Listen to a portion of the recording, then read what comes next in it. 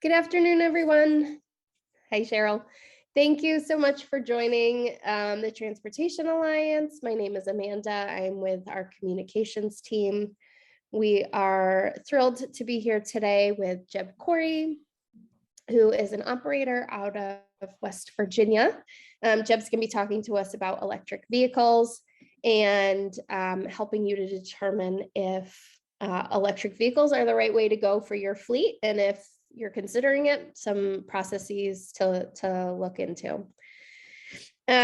This meeting is being recorded and is going to be posted on the Transportation Alliance YouTube page, as well as on the Ride Local Massachusetts website.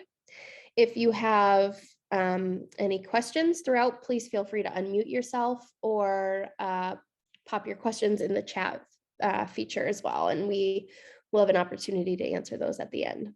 So thank you so much, Jeb, for being here today.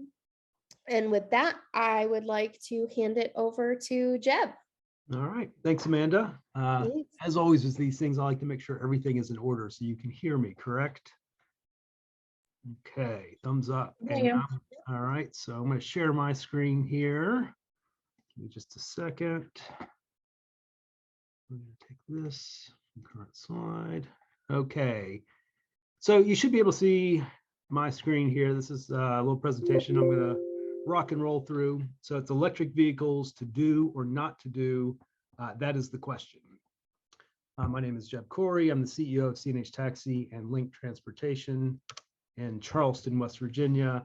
A little bit about me. I've been in the transportation business for a little over 20 years now. We run a small fleet between about 25 and 30 cars. I think we're about 28 right now.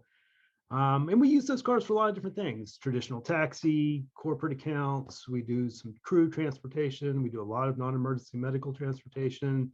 We do a little bit of ride share. And we always focus relatively largely on technology. So that kind of really brings me to why we were considering electric vehicles. And I started really looking closely at this in about 2020. And anytime we start looking at a solution, there's about 4 avenues I'm looking at, right? So can this technology solution, can it help us save money? Can it help us make money? Can it help us improve service? And does it improve our community footprint? And if I can find a solution that does any one of those or all of those things, then we have something that we're strongly going to look at. And I believe at some point in time, electric vehicles will do all those things. I believe they'll eventually save money. I believe they'll help us make money. They'll improve service, and they'll improve our community footprint. Although I'm not sure that it's quite there yet, or at least I felt it wasn't there for our operation. So I'm going to go a little bit through our process of how we came up with that solution or that idea. So one thing to consider when you're looking at electric vehicles is, everybody really looks at it from one main standpoint, which is, are you really helping the environment? And then you have to look at the current crop of technology that's out there. Do the batteries have the range that you need, or can you get as many miles that you need? And look at the charging infrastructure, the fueling infrastructure per se. How long does it take up to recharge a battery, and how long or how far can you go on that battery? And then obviously, what's the business case for this? Can it save you money or make you money? So on the environmental variables, one thing that we started looking at was battery vehicle manufacturing. And when it comes to the batteries, they use a lot of different raw materials, obviously, that come from mining in different places around the world. And that has led to some environmental issues. I'm not going to dive too deep into those things, but anytime you get into the mining aspect, obviously you're going into the earth and you're extracting minerals out of it. So that's one thing to kind of keep in mind. Also, one thing that we kind of learned is the actual overall manufacturing process is not only once you get those raw materials into a place, but when you start actually building the batteries and building those vehicles, generally that process creates a little bit more greenhouses than building a fossil fuel vehicle. Now, I do believe over time, this is going to get better and greener, and it's already gotten better and greener than it was a decade ago.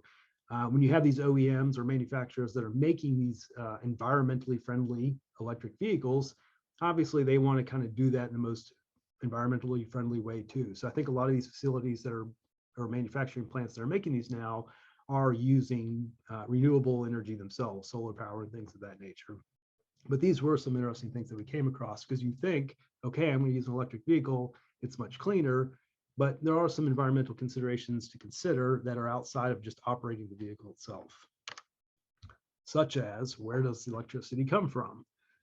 So obviously you've got, once you purchase an electric vehicle, you have to charge that vehicle. And so one thing to look at is where does the majority of the electricity come from? And that's going to vary depending on where you are throughout the country, throughout the world. But a lot of the big main sources are obviously coal, natural gas, nuclear, hydro, wind, and solar. Now I'm in the state of West Virginia, and there's, historically we've done a lot of coal mining, and a lot of our electricity comes from coal. And I remember when Teslas first started coming into our area, there was even a Tesla that had something on the license plate holder, and it said "powered by coal," which ironically was very funny, but also very true. While it was an electric vehicle, all the power that was being created to charge that vehicle was coming from coal. So these, again, and this will vary all over the world, but these are things to kind of keep in mind as you're considering the environmental factors of a vehicle. And then we look at battery disposal, and batteries aren't always the easiest things to recycle, and sometimes they end up in landfills. And when they do that, there's obviously chemicals and stuff there that can actually leak from that battery into the landfills over time. Now, one consideration that's happening is batteries being built today can last a lot longer than they did a decade ago. So even batteries that were in like hybrid vehicles like Priuses and things of that nature, usually they got somewhere between 150,000, or if you were really lucky and found the right maintenance schedule for everything, you might be able to get 300,000 out of them before you had to swap them out. But some of the batteries that are being built today, right now, they say are going to last 1 million miles. So that's going to be a huge benefit right off the bat, because you can then get a ton of miles out of that battery. And then instead of having to replace it or recycle it, you're probably going to take that battery and actually stick it in another vehicle, maybe 1 or 2 other times. And so that will help create a better lifespan for the batteries. And again, I think over time, all these batteries are going to become more serviceable or recyclable as we move forward. But definitely in the early days of electric vehicles, and a little bit now, you have to kind of consider where does that battery end up. Now, despite all those variables, right, despite mining the raw materials, manufacturing an electric vehicle, where the batteries may end up, overall, my research showed that electric vehicles are still considered more environmentally friendly over the life of the vehicle. So instead of burning using a fuel combustion vehicle or something that burns gasoline or diesel inside the vehicle, over a lifespan of 100, 200, 300, 400, 500,000 miles, you're still going to get a greener experience with an electric vehicle. So despite some of those things I just said, for the most part, you're still on your way to getting some green results. Now, the other thing you got to look at, though, is when you're going to operate a vehicle for a fleet, you got to get some pretty good range out of it. So that's when we start looking at some of the vehicles that are out there, what kind of range they are and the cost that they are. And vehicles that have a range of 250-ish miles per charge generally are between 30 and 50,000 miles, or I'm sorry, $30 and $50,000. Now, for me to really even consider a vehicle for our fleet, it has to be around the 300-ish miles for range. And so when you move up to that, now you're looking at $44,000 to $60,000 for one of those vehicles, which is also very significantly more than what we spend right now on our current fleet. And then if you want to get even higher, there are vehicles out there now that have 400-mile range and even 500-mile ranges, but you're looking at $70,000 to $160,000 for vehicles that can get that kind of range out of a battery. And for our operation, that's pretty expensive to do. So even if you have long range, though, you have to start looking at what your charging time is and the levels of charging that are out there. And this, again, has come down over the years, and I believe it's going to continue to go down. But when you start looking at what they call level 1 charging, usually about $1,000 to $1,500 to install, so not super expensive, but you're really only getting about 3 to 5 miles per hour of charging time. So if you had a vehicle that had a 300-mile range battery, you're looking at 60 hours to charge that vehicle.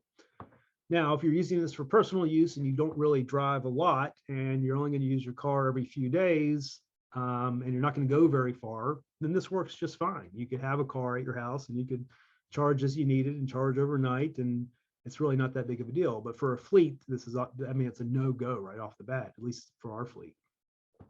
So that kind of brings us to level 2. In level 2, charging, again, not super expensive, $1,500, $2,500 to install.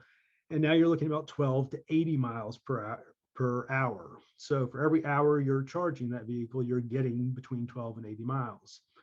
If you take that 80 miles on the high end of it, you're getting about 3.75 hours to charge that 300-mile battery, which is not too bad, really. So if you are, a company who's really just single shifting a vehicle, if you're only using that vehicle for half the day, then this could maybe actually work, because then you have some time, either that downshift, whether it's a night shift or day shift, to really charge that vehicle back up in a level 2 charger.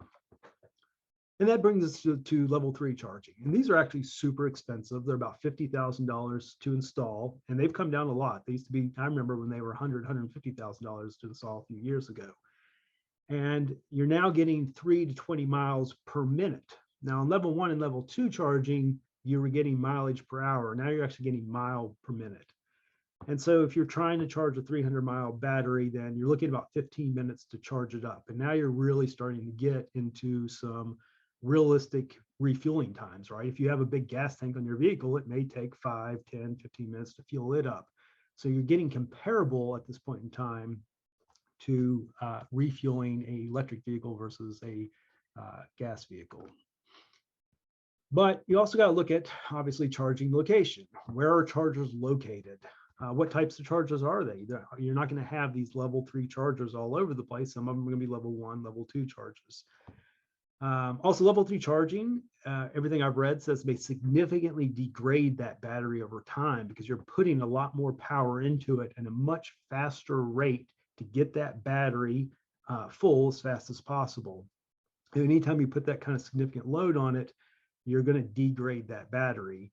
So if you're always doing level 3 charging on a daily basis, which you might do if you're a fleet, that battery is not going to last that 100,000 miles or million miles if you have one of those million-mile batteries. Now they're doing a lot of work with batteries these days, and I believe over time that's going to change too. I think they'll be able to get to this level 3 charging that's not going to significantly degrade the battery. But everything I'm hearing right now is that currently can happen. And then other variables you have to look at too are, where you're located. Extreme heat is really going to have an effect on your battery. Extreme cold is going to have an effect on your battery.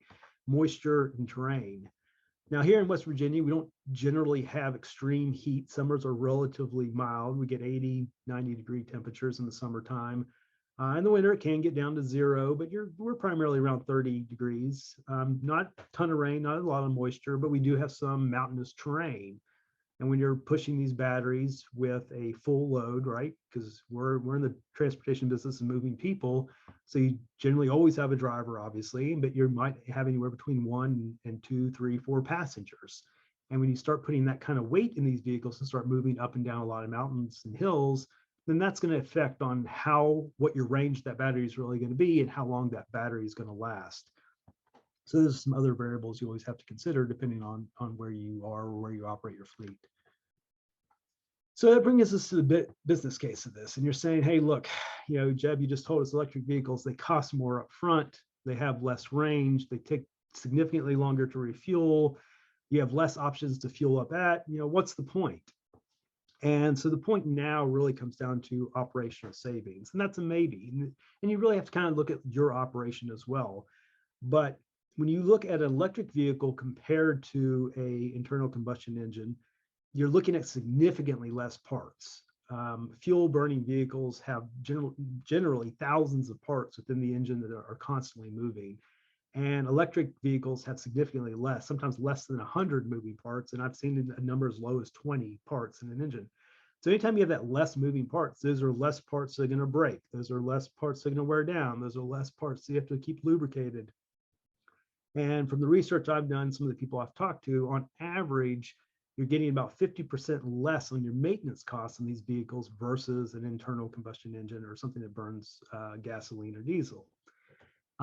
Also, because there's less moving parts, you hope that in the long term, there's less downtime. So you're not going to have these vehicles in your shop as often. So you'd really have to take a real close look on, what your operational costs are. What is it costing you to maintain your fleet? And if you cut that cost in half, does it make up for some of those things we talked about earlier, such as the upfront cost of a vehicle or the range or the charging stations, things of that nature? So the business case wasn't quite there for us yet, but I can see that it may be there for some other fleets, just depending on exactly what you do. So this is the path that we decided to take. And basically it consists of 3 phases, and it's about a 10-year plan. And this plan can be sped up, right? Technology is always changing, or things are always happening that are unknown variables that can delay things or make things happen faster. But we just set out a basic 10-year plan. Phase 1 was to identify and implement a green source of energy to power our charging stations in our vehicles. So earlier I talked about, where does electricity come from? And we wanted to make sure as much as possible that a lot of our electricity is coming from renewable sources. Phase 2 is then identify and implement a way to store that green energy that we produce, right? So if you're producing a lot of this power yourself, it's one thing to have it and send it back to the grid, but you have to figure out a way how to store some of this energy and then distribute it to charging stations, which then distribute it to vehicles. And then phase 3 is to really identify and start implementing those charging stations in the proper vehicles that made sense to our fleet. So if we break each of these phases down, phase 1, we decided was going to happen between 2020 and 2023. And for our location, solar was going to be the way to go. I don't have a ton of wind here, so having windmills wasn't really going to make sense. And I'm not near any major hydroelectric stations or big waterfalls or anything like that. So hydro wasn't really going to make sense for us. So solar, we thought was going to work. And so we reached out to a local company that we found, and they came out to our facility, and I explained our project. I said, look, we don't just want some solar power to power our facility. Our long-term goal here is to be able to create enough energy, store it, and then also charge electric vehicles. And so they came, they did the assessment, and they said, we can do it. And they created a plan, and we installed 125 solar panels on the roof of our building on Earth Day 2021. So almost a full year ago, we installed this. Now you also have to look at how does this make sense for you too? So with us, we had just purchased this building in 2019. I put a brand new roof on it, so I knew the roof was going to last a pretty good amount of time. And so adding panels to it was not so much of a difficult decision, because I knew the roof was going to last and the panels are going to last 25 years. So it kind of made sense for us to do it, but you have to look at your scenario too. How long are you going to be in your facility? Do you have a new roof? Do you have other space to put solar panels or things of that nature? And then during our assessment, we decided that based on lots of different variables, right? Again, there's all kinds of things you don't know. What the rising cost of electricity, the decreasing cost of electricity, the panels themselves do degrade over time, so you have to kind of look at that. But we decided that we would get a return on investment in 7 to 10 years, and we'd save about $100,000 over the 25-year life of the system. Now, an ROI in 7 to 10 years, that's a long time. So you do, at least currently right now with the technology that's out there, have to keep that in mind when you're looking at something like this. Again, are you going to even be at that facility 7 to 10 years from now? Are you going to be in business 7 to 10 years from now? So it was a bet that we were willing to take. Again, we just invested into a new building. We planned to be around for this long. We wanted to try to help out the community, be a greener community person, or company or organization. So we went ahead and moved forward with it. And so far, the system's actually performing as expected. And this is it right here. So these panels you see are on top of our roof. And though you can get like what's called a solar score. So again, when somebody comes out and they do an assessment, they look at your facility, they look at where you are, what your relationship is to the sun. And we just happen to be in a great relationship to where the sun was going to be. Where those panels are what they consider the southern facing part of the roof. And our solar score was relatively high for West Virginia. It was up in the 90s, which is not very common in our area. It might be common in other places like Florida and Phoenix and things of that nature. But for West Virginia, not so much.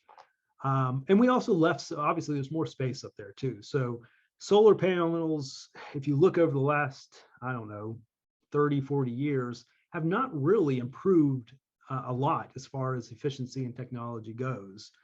But it is something that does constantly get better. They do get a little bit more efficient over time. So we've left some space up there where if we wanted to add more efficient panels over the long term, we could definitely do it.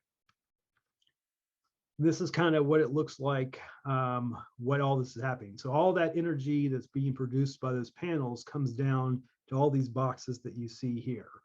And there's this one box you'll see, it's got like a black circle on it now. This is a picture I took before the system was fully up and going, but there's a meter there now. And so we measure how much energy that we are actually producing from the solar panels. And that ends up getting compared to how much energy we actually consume a month. And also we compare that to what we pull from the grid. And almost every single month, we actually end up producing more energy than we can consume. So when you put in these systems, you'll generally get some type of way to monitor how much energy that you're producing. So everything that's in the blue bar is for the year 2021. And like I said, we turned it on in April of 2021. You'll see how it went up in May, and it was April 20th of 2021. So when you see that little blue section there in April, that was only the last 10 days of April. And then when you compare it to May, June, and July, you're looking at about 6 megawatts of power being produced per month. And we, on average, consume only between 3 and 4 megawatts per month during the time period, even with all the air conditioning that's going on. Now, something very interesting to note here is you'll see over time, August, September, October, November, December, that starts to dip down. And that's obviously because of the way the seasons happen, right? So up here in North America, when wintertime is, we're shifting into darker days. So there's less solar power available. And that's something you really got to keep in mind, depending on where you're located. The closer you get to the equator, the more you're going to have consistent light all the time. So you have to keep in mind where you're located on how much energy you would be able to produce from a solar source. And that kind of brings us to phase 2. So we predict that phase 2 would probably happen sometime between 2023 and 2026. And this would was where we start looking at how do we store that energy? Because as you saw, obviously at night, we're not producing energy. And when we get into our winter months, we're not producing as much energy. So we need a way to be able to store the excess energy that we are consuming. And we felt like around this time frame, the technology will get to the point where the batteries or whatever it may be is going to be a little bit more efficient and cheaper to do that. Unlike solar panels, battery technology is rapidly improving. Every year that we go by, you're seeing batteries that come out that they can last a longer time and that can be charged more quickly and more efficient and hold more power. And then you actually have hydrogen solutions that are being created too. Here's a couple options of what I'm talking about. So Tesla makes something called a power wall. And these power walls right there, you're seeing about at least 6 of them, and they're actually stacked in front of each other. And those are just batteries, probably not so unsimilar to what's in the vehicles. I mean, it's a little different, but something similar to the vehicles. And you can create energy and store them actually in the Tesla Powerwall that can be used at a time when you're not pulling energy from the grid, like at night or when you don't have enough solar in general. On the left side of the screen, you're seeing this company, Lavo. I think they're based out of Australia, and they have this hydrogen battery storage. And again, it's focused on solar power, and solar power comes and it fills up these little hydrogen batteries. And when you look at those little red ovals inside that container, each one of those is like a hydrogen cell, and you can have multiple of these containers, and these containers can hold multiple of those cells. So that can kind of expand over time as well as you need it to.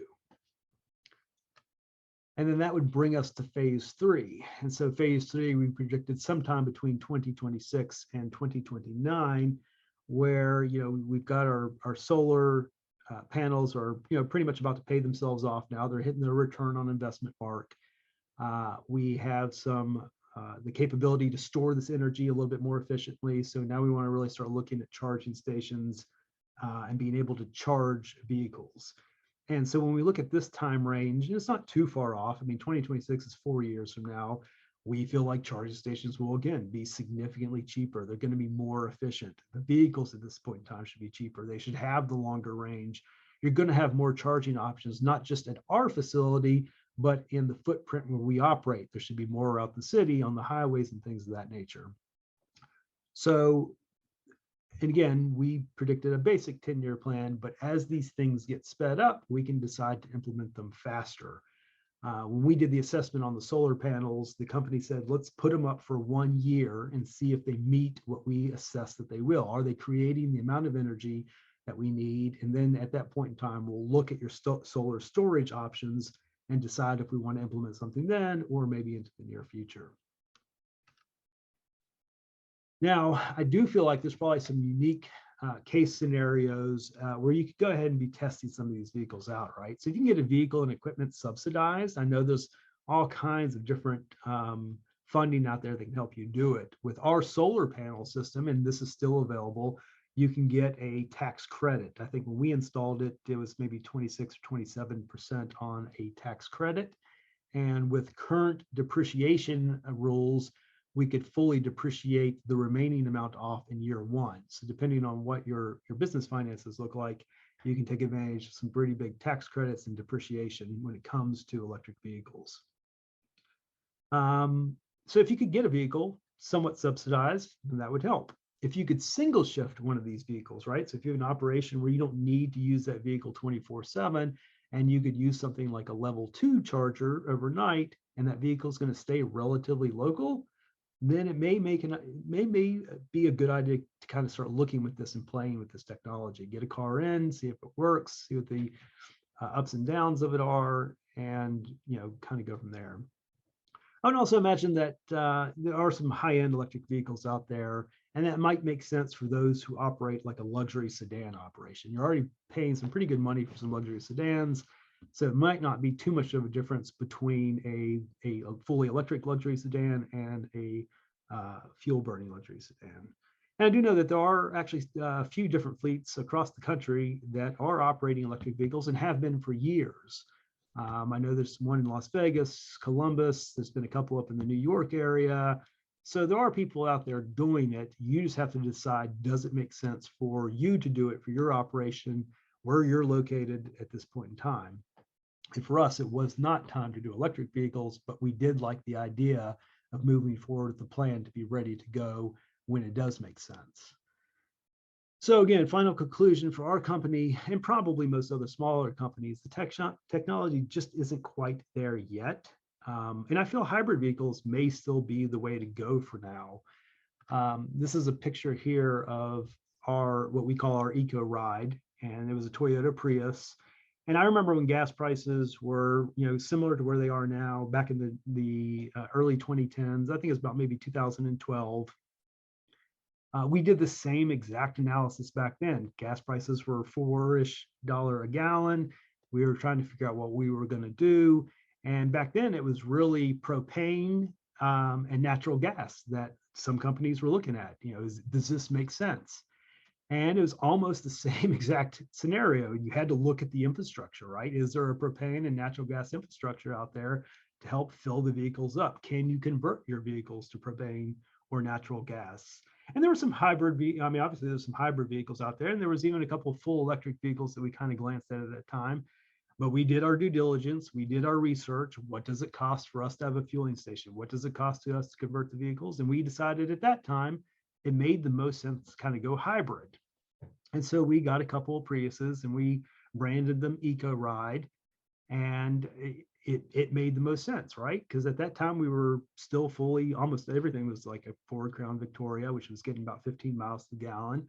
And switching to this Prius, you were getting about 45 miles a gallon. So you're still saving on fuel costs. You were still being greener than you were. And you had a fueling infrastructure because hybrid vehicles can still run on gasoline. And at this point in time, I still feel like that's the same case today. And the newer hybrids, the newer Priuses, some of the other cars out there, like the Honda Ioniq, are getting now 60 miles to the gallon. So you're still being greener. You're on multiple generations of improvements there. You can get, basically infinite range because you can refuel them at any fueling station and you're still getting great miles per gallon out of the car. So I think if you're still kind of, the only benefit you don't really get with a hybrid vehicle that you do get with a fully electric vehicle is since it's a hybrid, you still have an internal combustion engine and you're still going to have moving parts. So you may not take full advantage, obviously, of the maintenance positives that you would of a fully electric vehicle. But for the most part, that's what we kind of decided. And I will end this presentation and take any questions if anybody has any. Thank you, Jeb. That was awesome. Very insightful. If folks have questions, please feel free to unmute yourself at any point. I got one question in here in the chat during the discussion about what's the predicted lifespan in terms of years for an electric vehicle? And then also in terms of mileage, I know you mentioned that batteries could last up to 1,000,000 miles and be switched from car to car, but if you've had a chance to look into any of that information. Yeah, so the life expectancy of the vehicle, I mean, it's really going to depend on your fleet, right? How often and how much you use that vehicle. For the most part, the exterior of the vehicle is the same as just, internal combustion engine vehicles. So those parts are going to be out there anyway. Now, the rest of the car, though, the powertrain should theoretically last a lot longer than an internal combustion engine because, like I said, you have significantly less moving parts. These batteries are lasting longer and longer and longer. And so I foresee a time period where, cars are you're going to be more likely to be replacing body panels and things of that nature on these cars than you are the internal running of it, the battery and the electric motor and all that stuff. All that stuff was eventually going to significantly outlast an internal combustion engine. And I think we're kind of at that turning point now where it's getting close. And, even with the Prius, those who've operated Priuses, you notice that your brakes last a lot longer. There's lots of parts in the Prius that last a lot longer because of things like regenerative braking and less wear and tear and less moving of parts and things like that. So, and that is the huge benefit of electric vehicles. When you start looking at that, okay, in the long term, the vehicle should last a lot longer, at least from a powertrain perspective, and should be able to go a lot further eventually than gas vehicles or internal combustion engines. I have another question. Sure. Go ahead. Okay. First of all, Jeb, great presentation. I was very pleased to hear you have a great relationship with the son. That was your finest statement. But actually, your company's a small company. Other companies have over 100 vehicles, 200, 40, 50. I understand that the cost for each vehicle is probably going to be the same, but I think there could be some economies of scale for other things like charging. Yeah. And you said it in your presentation. I apologize that I missed it, but is there a point where the number of vehicles, somewhere between 30 on up, will change the dynamic? Whereas it wasn't appropriate for you at 30 vehicles, it might be appropriate at 40 vehicles, 50 vehicles. Did you figure that out? What might be the point in the scale that tips it over and says, okay, it's worth it to get that other periphery, charging and data and everything? Infrastructure. So not necessarily on the quantity of vehicles, but what we kind of looked at was what were the minimum that we needed for a single vehicle to become usable. And for us, we had to have a minimum range of 300 miles, right? Anything less than 300 miles just really wasn't going to work for us or was going to put us in uncomfortable scenarios. And we also wanted to be able to charge that relatively quickly. So, and you can with a level 2 charger now, you can get that done in maybe 4-ish hours. And those aren't too expensive. You can kind of put those in at $2,500 a pop. And so really but then you have to look at the price of these vehicles, right? So even a vehicle that's going to get this 300-mile range is up in the $40,000 mark. And we are still a company that for the most part gets vehicles secondhand. So we generally, like a lot of other companies, get them secondhand from police departments, things of that nature. So we're not paying $40,000 for a vehicle now. That's easily 3 times or greater more than a single vehicle I buy right now. Now, when we bought the Priuses, we did this, and this worked out great. And I would look out for deals like this. When we bought the Priuses, we got them for 5 years, no down payment and no interest. And so if I don't have to pay a down payment and I don't have to pay any interest, and I have 5 years to pay off this vehicle, and I can, in my business scenario to where I lease vehicles to independent contractor drivers, I'm saving them a significant money on fuel. They're more willing to pay me an increase on that lease. And so when we ran that math on the Priuses in those scenarios, it made sense. And that's why we bought the Priuses at those times. And I believe to this day, those 2 vehicles, the Priuses that we bought, even because the full price of that Prius was $26,000, but I paid it again over 5 years, no down payment, no interest. Those were some of the 2 most profitable vehicles our fleet has ever had, because the wear and tear was less, the operational expense was less, and I was able to charge more for the vehicle.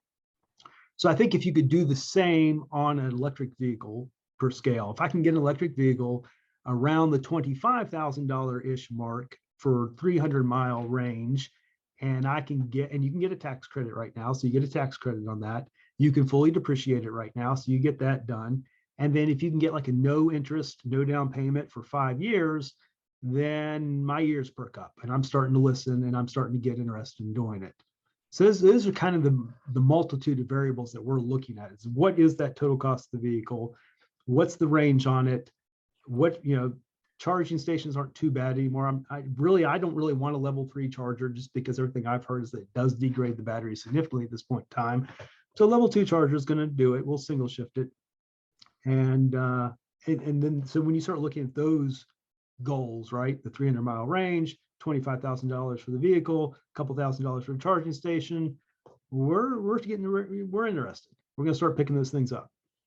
Okay, so the follow-up would be, and this is notwithstanding what you just said about level 3s degrading the battery.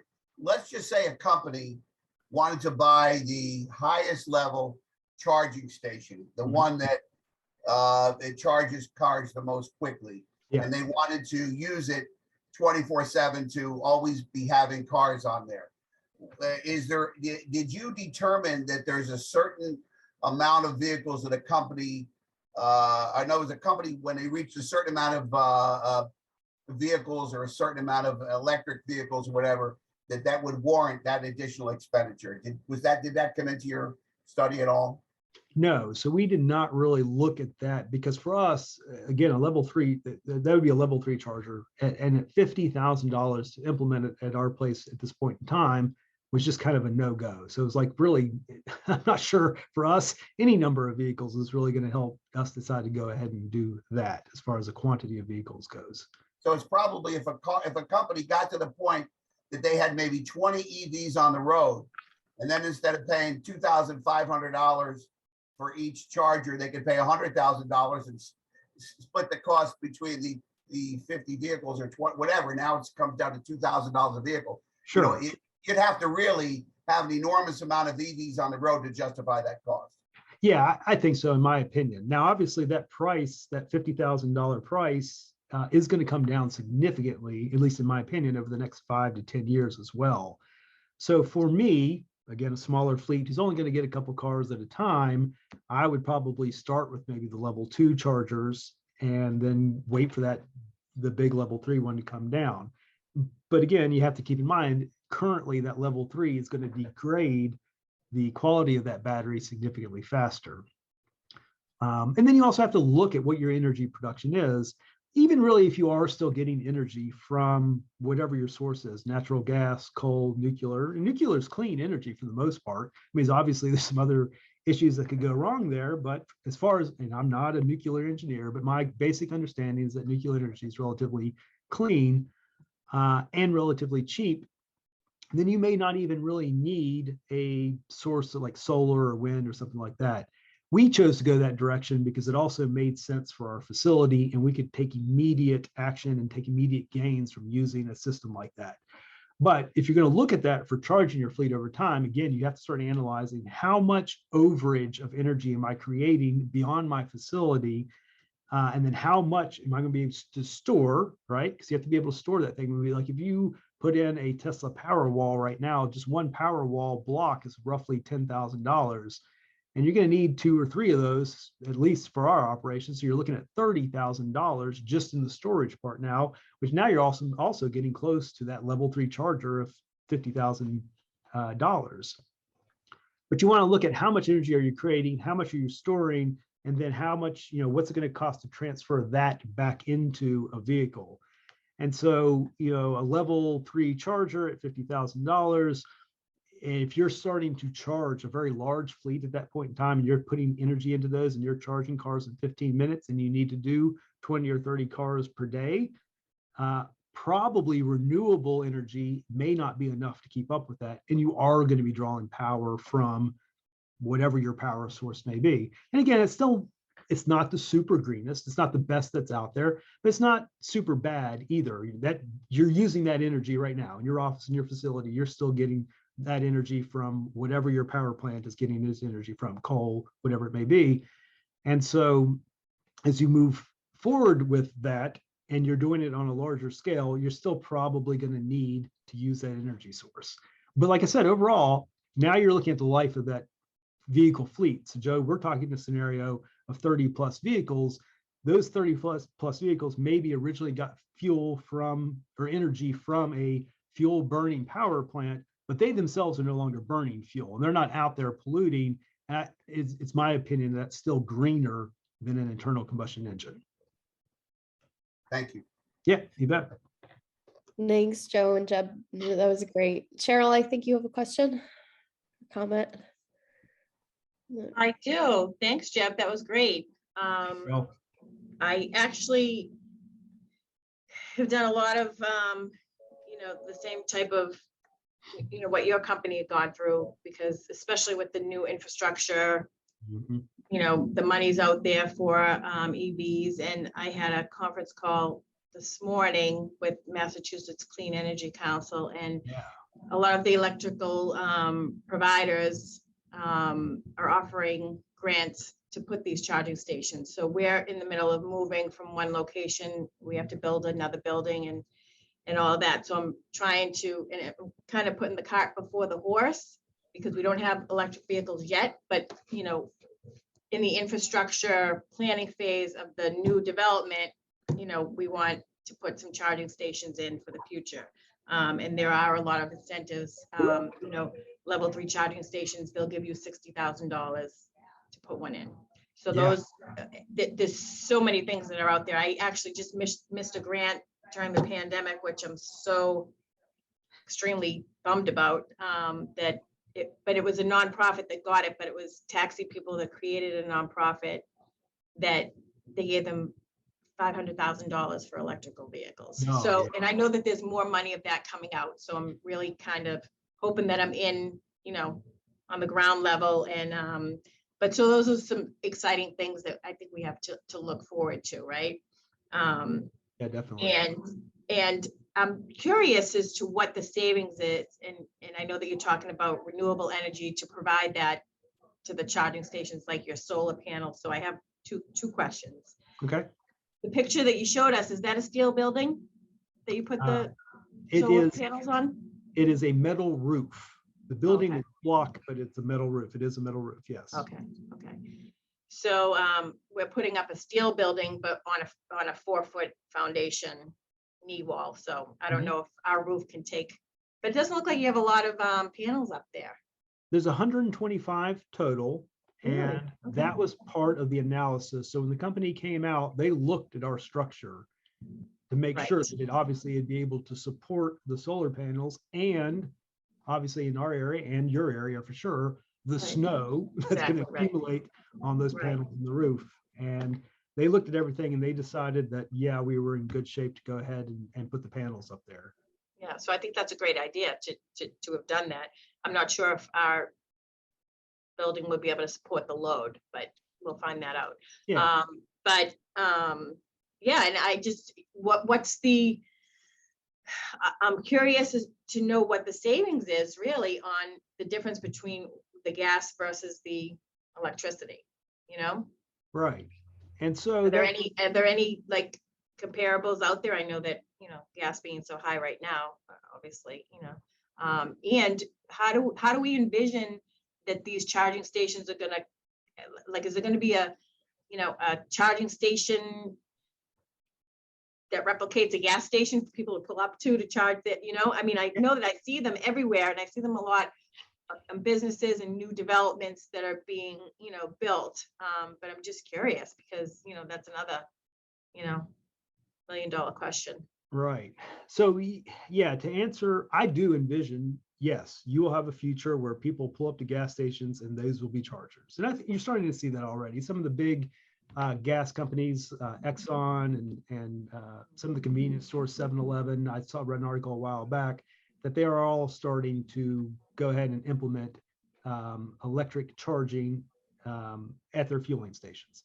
Now, I also just read an article this morning that says electric vehicles are now starting to significantly outnumber the number of currently available charging stations. So there's not enough, right? Right.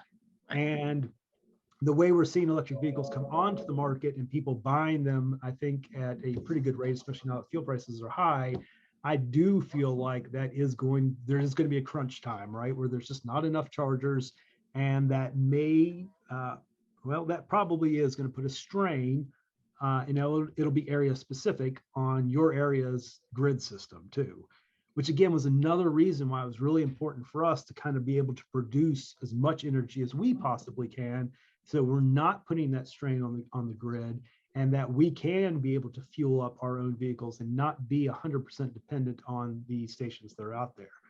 Now, as far as the cost savings on gassing up versus charging up, and again, that comes back to your fueling infrastructure too. If you've created infrastructure in your facility where you're producing your energy, you're storing your energy, then you can control the cost of what it's going to cost to charge up a car. And it depends on the nature of your business. Are you using employee drivers? Are you paying the cost of fuel, or using independent contractors?